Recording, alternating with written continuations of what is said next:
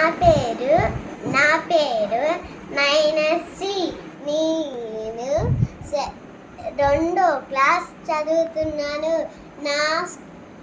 నా స్కూల్ పేరు Saint Mary school. Vemana పద్యాలు.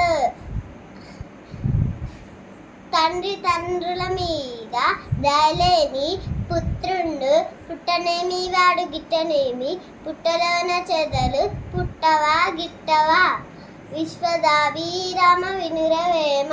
భావము తండ్రుల మీద దయలేని కొడుకు పుట్టిన ఒకటే చచ్చిన ఒకటే. పుట్టలో చెదలు పుడుతుంది, నాశనమవుతుంది.